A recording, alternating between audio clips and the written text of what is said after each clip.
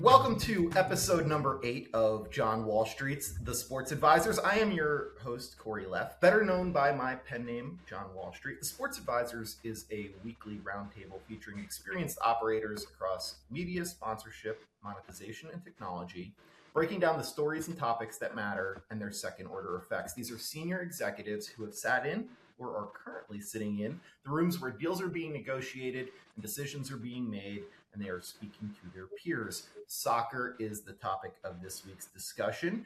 MLS selected LAFC co-owner and former private equity executive Larry Berg to be its next commissioner last week. We're going to discuss how the league can convert unprecedented interest in soccer into sustained growth, what needs to change across the product, media, marketing, and commercial models, and which strategic decisions will matter most if MLS is going to reach its next stage of growth. With me today are former Carolina Panthers CEO, former Verizon VP of Sponsorship, and current Encore Sports and Entertainment CEO, Nick Kelly, former Washington Commanders Chief Strategy Officer, former Shop Your Way Chief Digital Officer, and current Next League Chief AI and Innovation Officer, Shripal Shah, former Learfield CRO, former WWE Global Head of Sales and Partnerships and Head of International, and current Durago Advisory LLC founder, John Brody. And finally, last but not least, former Fox Sports SVP of Programming, Research, and Content Strategy, and current Crakes Media President, Patrick Crakes. As always, all four are John Wall Street Advisory advisors and available for consultation. You can get in touch with any one of them by sending a note to info@johnwallstreet.com. Advisors, good morning. Welcome back. Let's start with MLS and the appointment itself. I recently wrote a column suggesting that only a leader capable of reimagining how MLS is packaged, promoted, and sold can change the league's trajectory. The question I start with today is Larry Berg that leader? Mr. Crakes, you want to get us started? Well, he's gonna have to be. I think he probably has a great opportunity to be a fantastic leader. MLS has a lot of open space in front of it. The biggest problem that it faces is a strategic one. I was really amazed during the World Cup to watch a lot of sports journalists who probably should know better talk about will MLS become a tier 1 sport, without being able to recognize the value of other soccer leagues in the United States and how soccer looks different than every other sport. Soccer is a tier 1 sport, but it's made up of 4 or 5 leagues collectively. Each one having its own kind of particular slice of that audience. When we think about professional football in the United States, there's one entity. When we think about college football, there's multiple entities, but it's grouped together in a regional coalition that's one entity. Same with professional basketball, college basketball, hockey, whatever. With soccer, there are 5 entities, of which the most popular by a viewing basis is the Liga MX. Right? So there's the Premier League, there's Major League Soccer, there's La Liga. Then there's the other kind of collective European leagues, the Serie A, the Bundesliga, the League One. They all come together, right? And they fractionalize the soccer audience. But when you sum it up, it's tier 1 sport. When you look at the economic value, when you look at the viewing value, right? So that's a unique challenge if you're building a US-based soccer league, because you have competition from all over the world that's actually relevant here, right? Every single day. And soccer is very collegial. There's a lot of crossover, but it's one of the reasons why MLS sometimes profile doesn't look as high as the other tier 1 domestic US leagues. So how he breaks through that in a cooperative way, not a either or zero sum, but a sum, in particular with the Latino audience, in my opinion, which already watches MLS and is important to them. But there's a real opportunity to continue to get closer and find strategic initiatives with the Liga MX. One of the things that's on the horizon, I think that they don't talk about a lot, but they better start talking about it, is U.S. antitrust laws don't care what FIFA's regulations are about domestic leagues and where they play. And I think all the foreign leagues clearly understand that now. I can envision and have been a part of conversations over the past half decade about bringing Liga MX franchises to the United States and also European franchises to the United States, not to play a game, not to play a regular season match, to put one in a U.S. city. And I think that there's a real chance that's coming sooner rather than later. So how MLS works cooperatively with that and uses it as an advantage, in particular in Canada and Mexico, is to me an untalked about but very serious strategic opportunity and issue. So he's got a lot of room to run. I think the league's in good shape overall. They need to take a look at their media partnership for sure. They've got to get more exposure, and that means more partners. But the biggest thing is growing within the soccer community to get more share of viewing, and to grow the Latino audience in the United States, which over indexes heavily on soccer viewing, and there's lots of lift there for them. Okay, so a lot in there. Not sure Pat actually answered the question though at hand, so I will re-ask it for Nick, John, and Shripal. Is Larry Berg the leader capable of packaging, promoting, and selling the league so that it can reach its full capability? Is there anything in his background, his history, his ownership of LAFC that would suggest he can take that playbook and translate it league-wide? So I have a thought, and I'd be curious Nick's and Brody's take on this, and Pat's as well, is that, they replaced a career marketer with so in essence, a career capital allocator, right? And then to me, that tells you where the owner thinks the problem is, right? Larry's job for 30 years at Apollo, right, was to allocate capital and make investments. And I've always believed that MLS inherently has underinvested compared to the other leagues.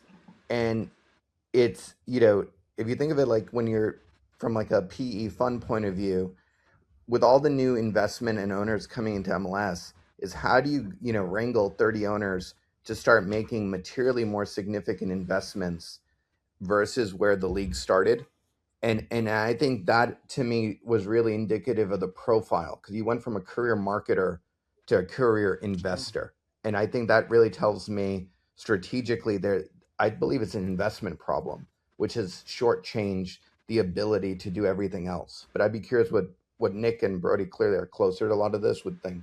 Shripal, that brings up an interesting point, and I want to hit on it in a minute. I'm certainly interested in hearing what Nick and John have to say as it relates to Larry Berg. But MLS is a league that has historically kind of prioritized parity and fiscal discipline.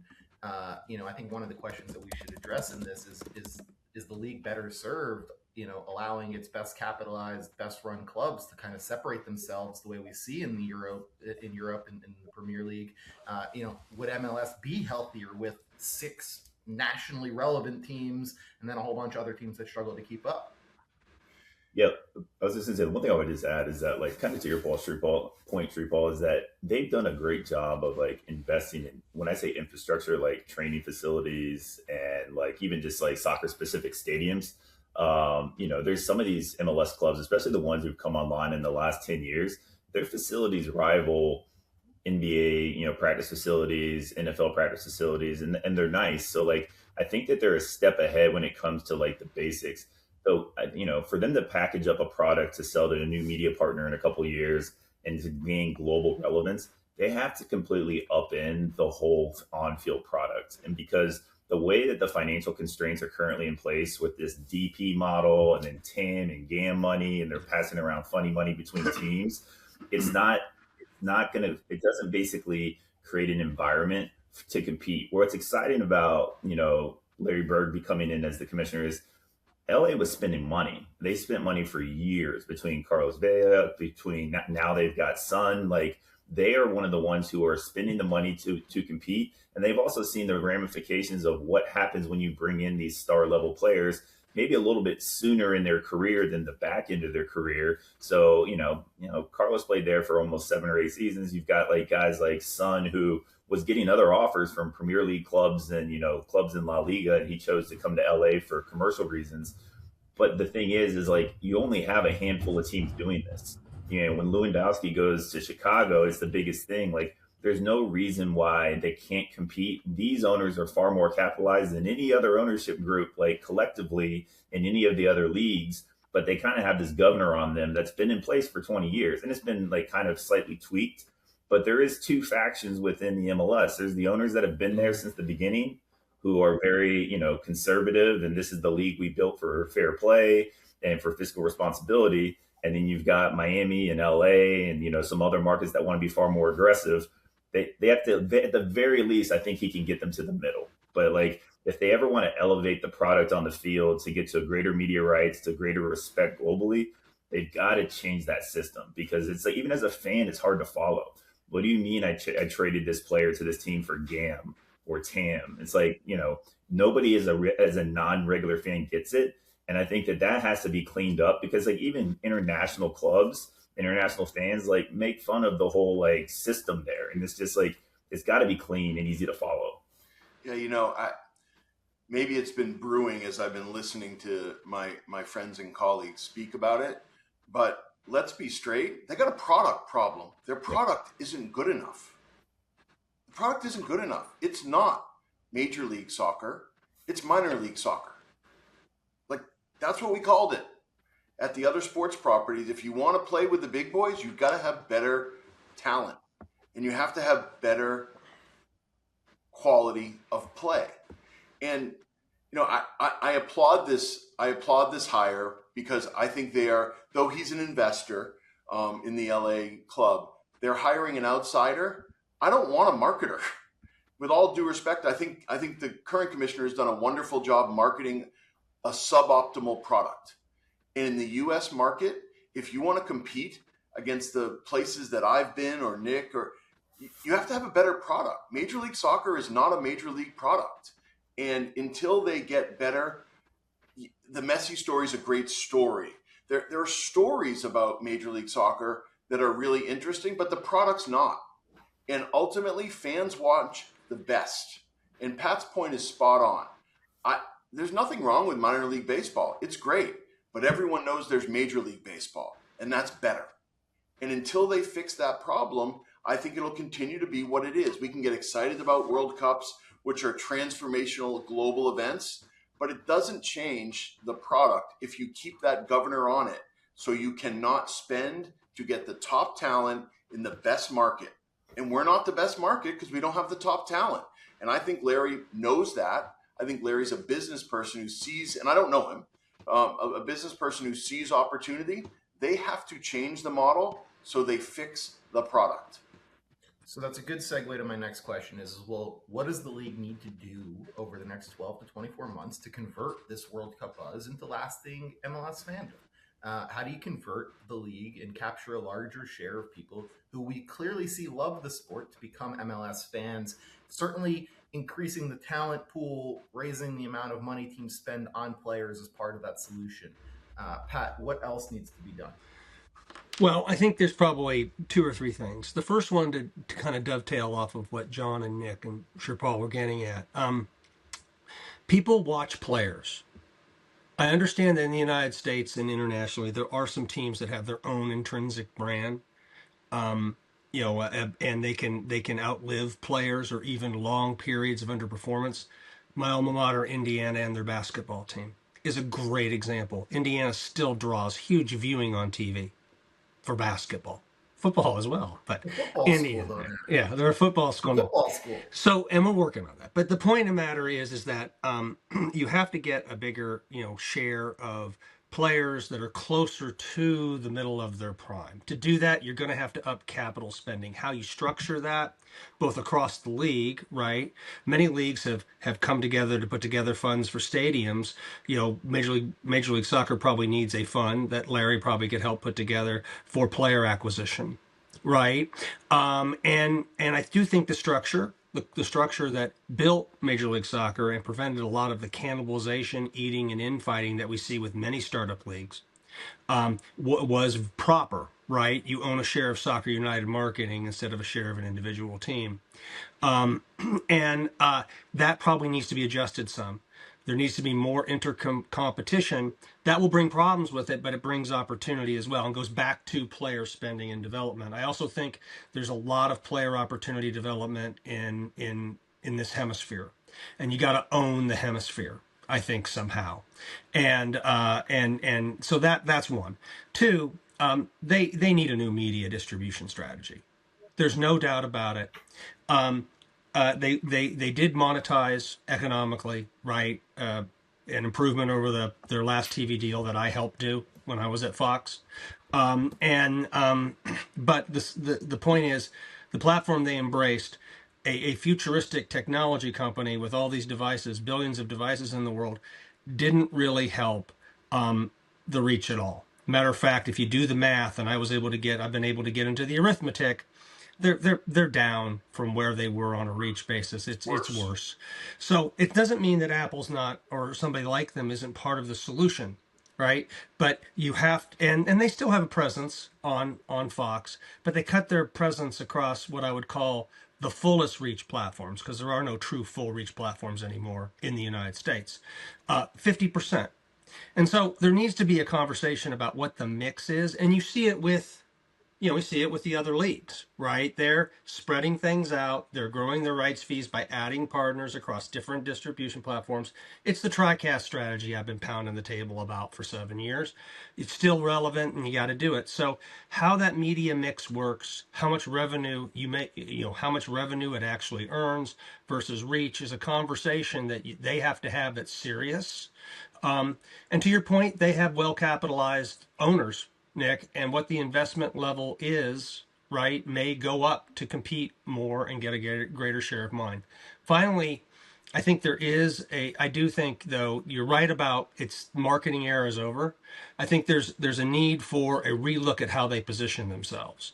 And to the point, they've done a lot of good things. They're going to go to the calendar, the standard calendar. They're not going to be playing soccer anymore, really, when there's FIFA weeks and all these other things that are going to be important. But they really have to position themselves aggressively as a viable hemispheric watch option. They've always concerned themselves, I think, with TV rights in Europe and other things. They're internationally under-monetized. I would be much more aggressive about developing the brand in South America and all of Latin America.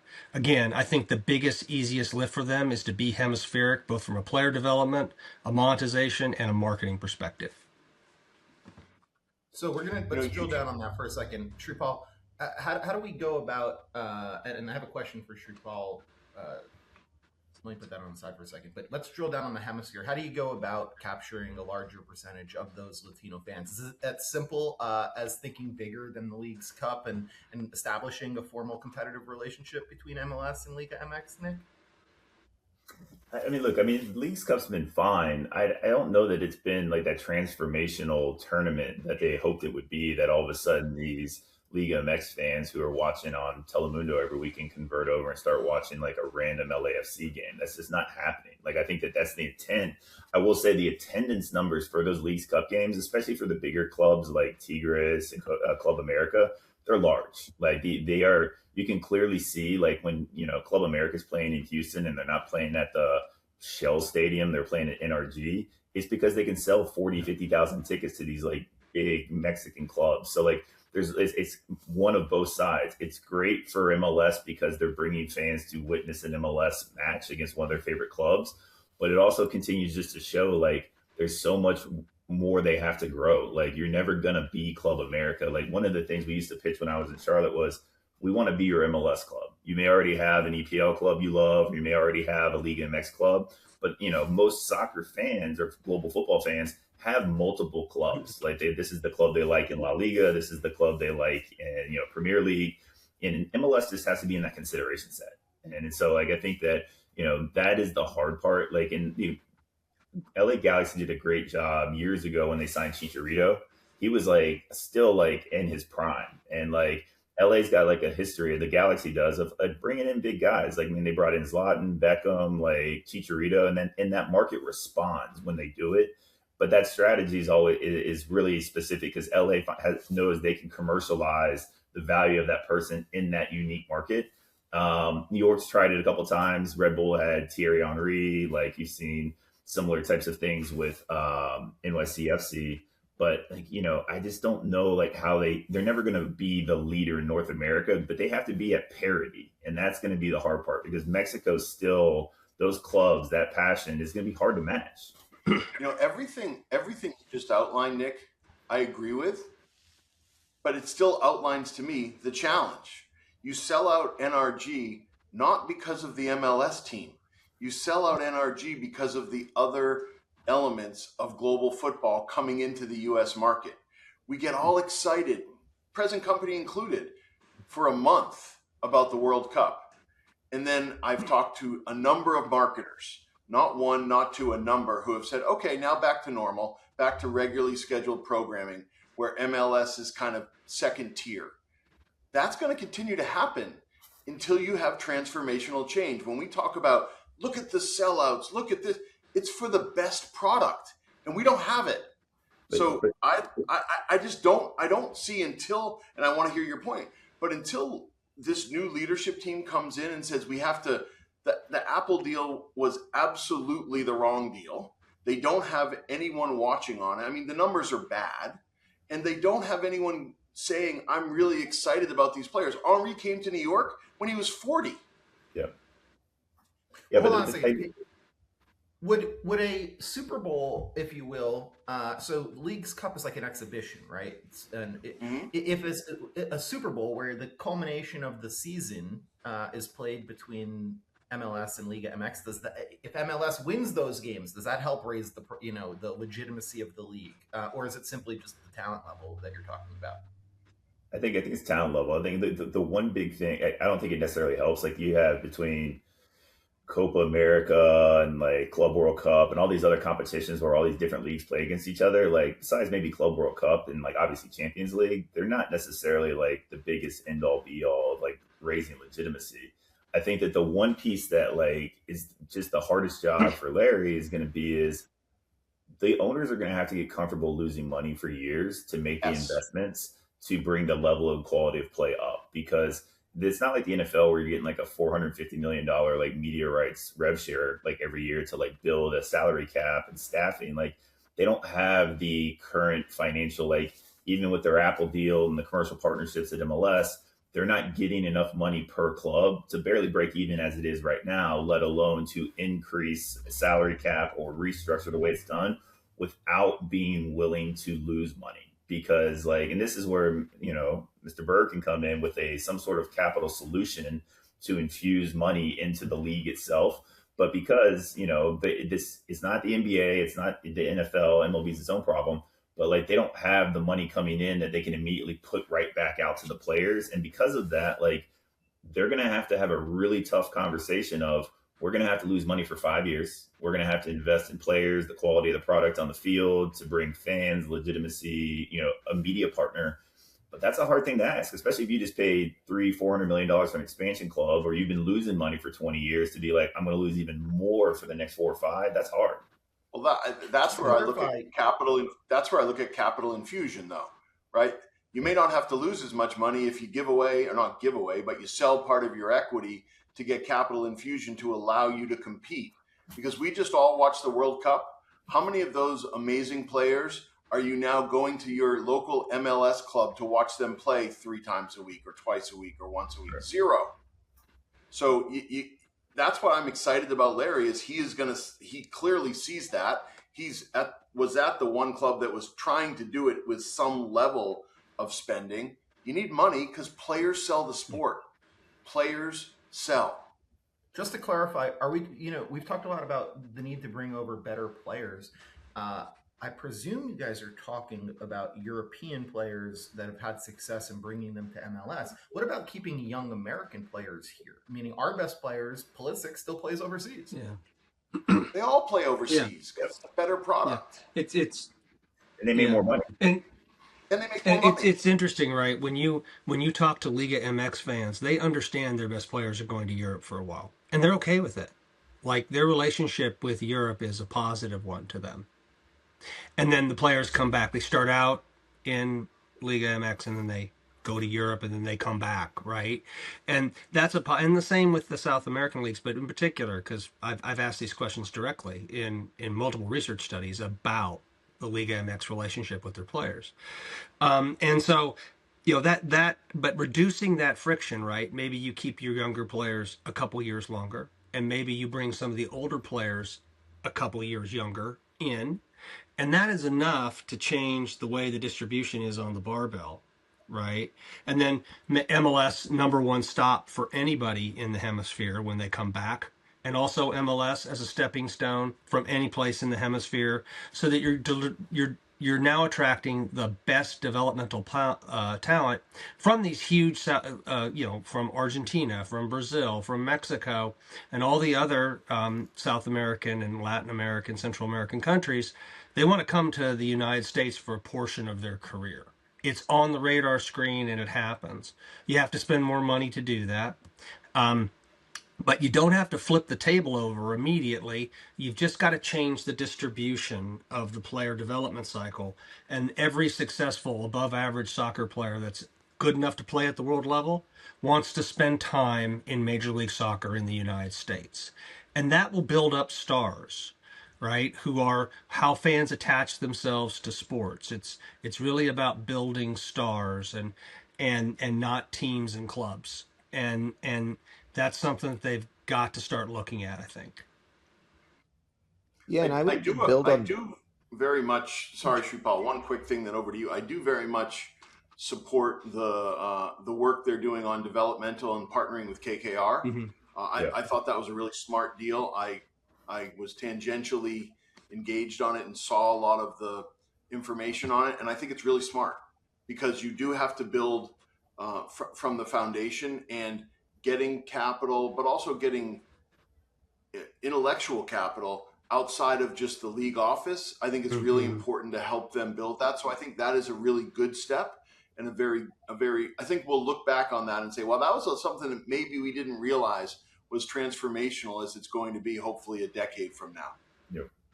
No, I agree with Brody 100%. But I also think, to your point, right? Every young American who leaves takes the marketing identity with them, and the league's getting a transfer fee and not a star. But the real question, I think, is, and you guys hit on this earlier, how do you use that transfer fee and actually reinvest it as a player retention tool or to attract other stars, right?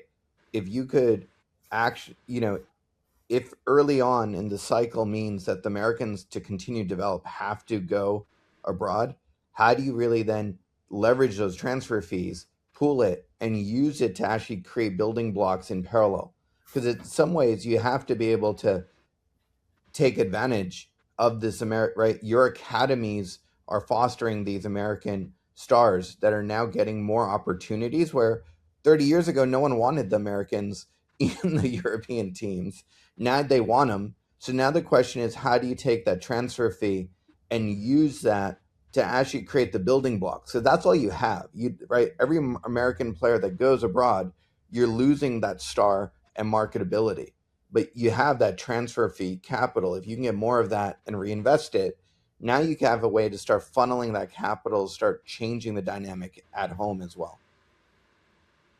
Shripal, MLS should, in theory, we talked a little bit, and I want to change the conversation over to media here, so this is a decent segue. MLS should, in theory, know much more about its fans than it did when the Apple deal started, right? How should the league be thinking about using first-party data and personalization to turn soccer viewers into habitual MLS consumers? Yeah, so look, credit where I think credit's due, and this is public, so not violating anything that's confidential here, is MLS has been building what they call Fan Genome, right? Its own 360 fan intelligence platform. Marketing Brew wrote about this in depth back in June, interviewed their VP of marketing, and interviewed my friend Scott Lewis, who's VP of BI at NYCFC. And he talked about how there's thousands of data points across demographic, behavior, and transactional data, right? And MLS even referenced this a few times over the last 6 months.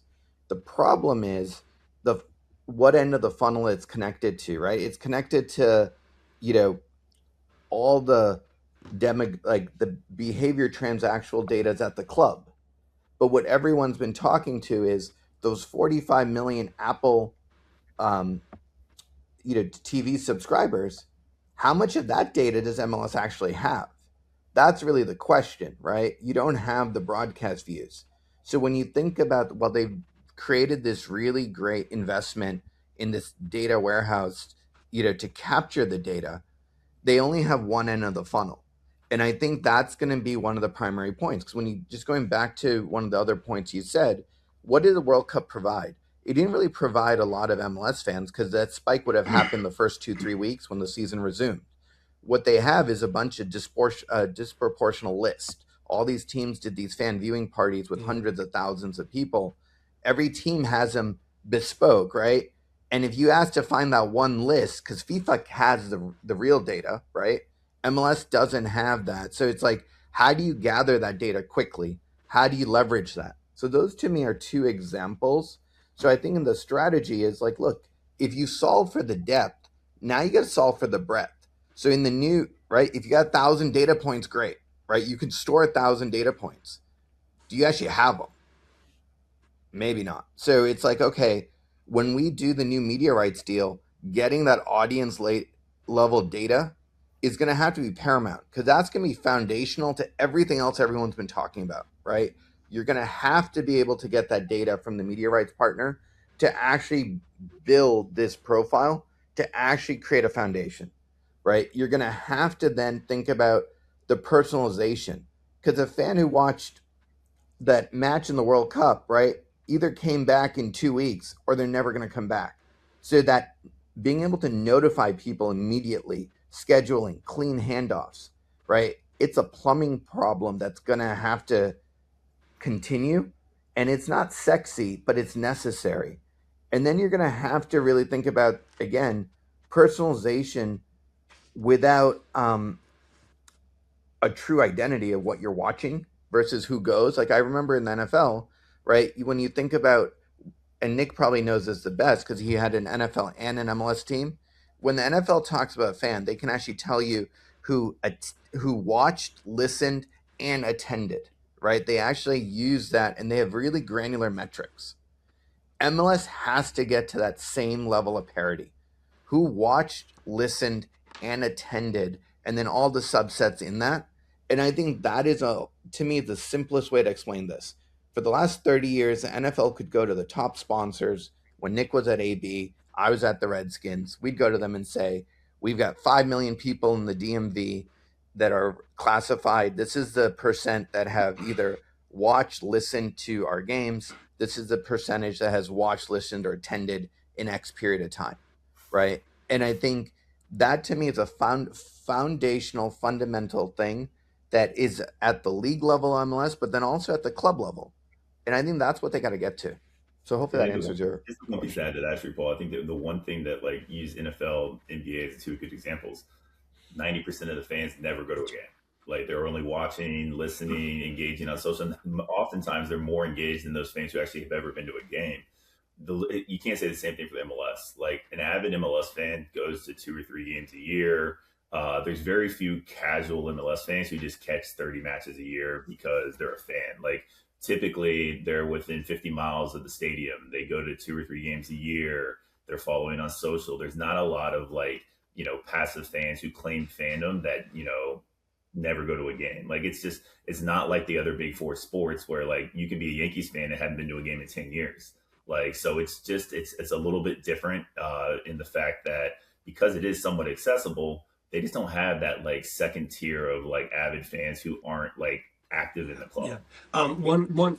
But to build on that, one point is, let's look at Messi. They could have had that, but they don't, right? Like that's an example of a player where there's probably all these people who didn't care about MLS who actually potentially either came to watch Messi in person or are watching Messi on TV.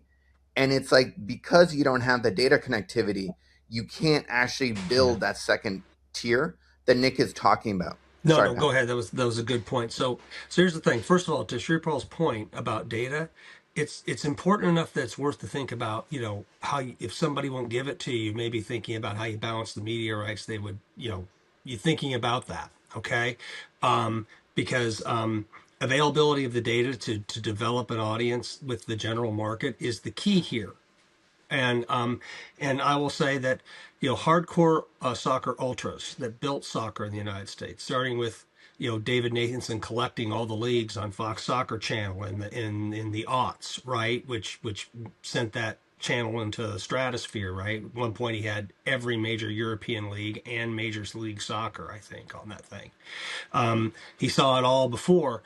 Those ultras, right? The guys who get up at 4 a.m. and watch matches in Europe with scarves on a Saturday all around. Those guys are your foundation. Your hardcores, your ultras are always your foundation for any sport. But to actually scale, you've got to go general market. And there is a bit of uncomfortableness when you do that pivot, right? And every fan base is a little different. The NHL, those fans were not looking to be ambassadorial to new fans. NASCAR fans, 100% were ambassadorial. I had personal experience with both of those fan bases. The soccer ultras fit more like the NHL in many ways. They have their traditions and they want a very European call and things like that, as opposed to a hemispheric call. This is the new world, not the old world. I think we have to look hemispherically, but how you spread out to general market is super, super important. And to Nick and Shripal's points, that's one of the challenges, and you can't do it without the data. I'll finish in saying that, the way we look at content is probably incorrect these days. We got 3 buckets. We got discovery platforms, we got library platforms, and we got live.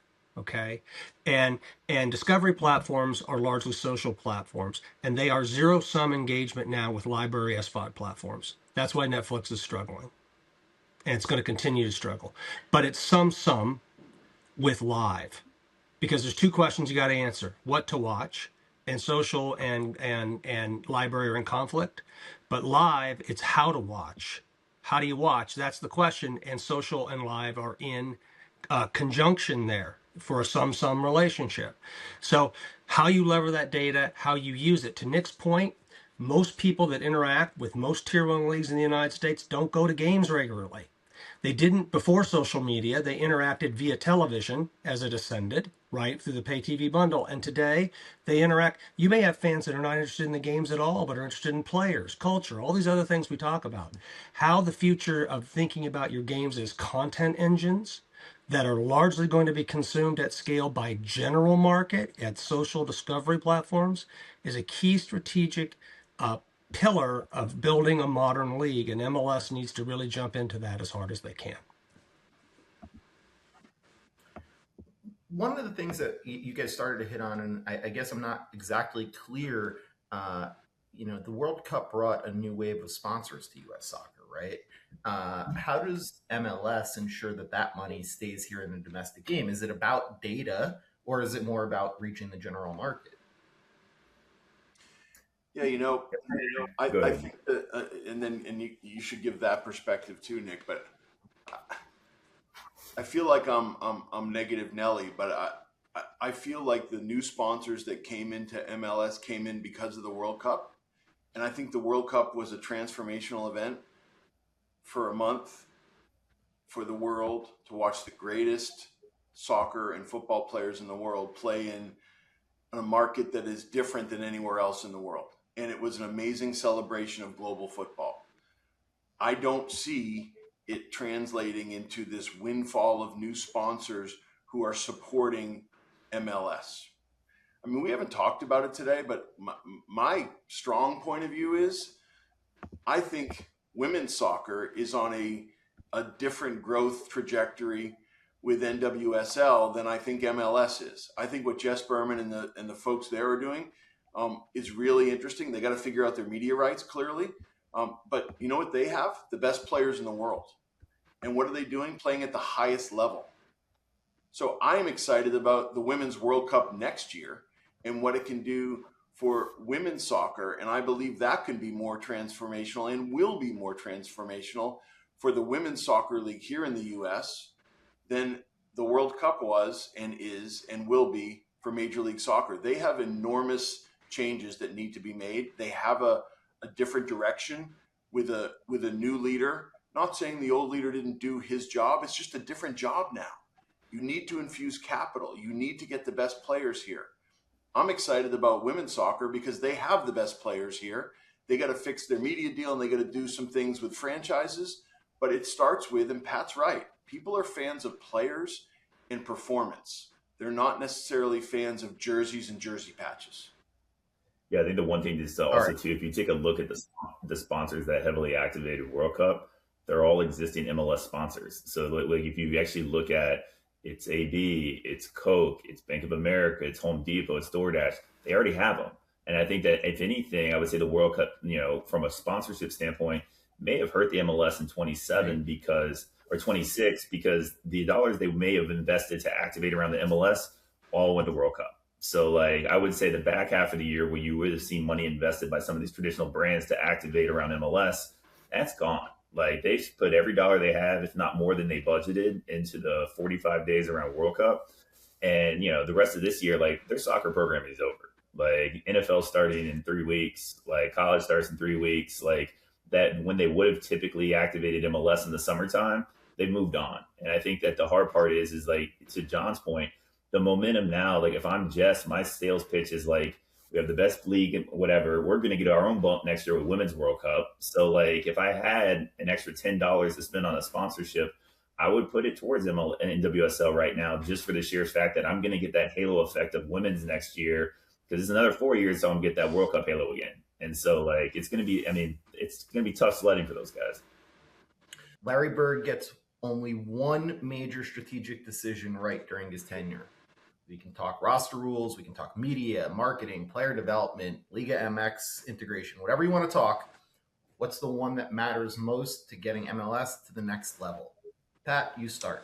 I would say levering players and reach together so that you can market the league. You get together. One. Well, they work together, right? So you get one strategic decision. Using reach to lever and market and build a general market fan base of the United States. So that leaving Apple is the number one most critical. You don't have to leave Apple. It's not a zero sum. Okay. But you need to reach the masses. Yeah. JB, what do you got? 2 words: capital infusion. You need money to get better players. Larry knows how to raise capital. Larry knows how to deploy capital. Capital infusion, better players before they turn my age. What do you have, Nick? Yeah, mine's strictly the roster construction, the rules and the regulations around the inability to build a competitive global roster. It has to change. And so that in and of itself helps both John and Pat, but like that has to happen with the framework in place to build a roster. Mr. Shah, take us home. I think it's rosters rules, right? Everything on the list, everything else on your list reprices automatically if the product improves. And I actually think, to John's point, I think I agree with Nick. It's like if you fix the roster rules, I actually think the investment capital's there. I think the rules are actually preventing a lot of the deeper investment right now. So I think if he solves the roster rules, I think everything else is downstream. That is going to wrap up another episode of John Wall Street's The Sports Advisors. We will be back in 2 weeks with another roundtable on the sports business through the operator lens. As always, you can connect with a member of the John Wall Street advisory team by reaching out to info@johnwallstreet.com. Enjoy the remainder of your week.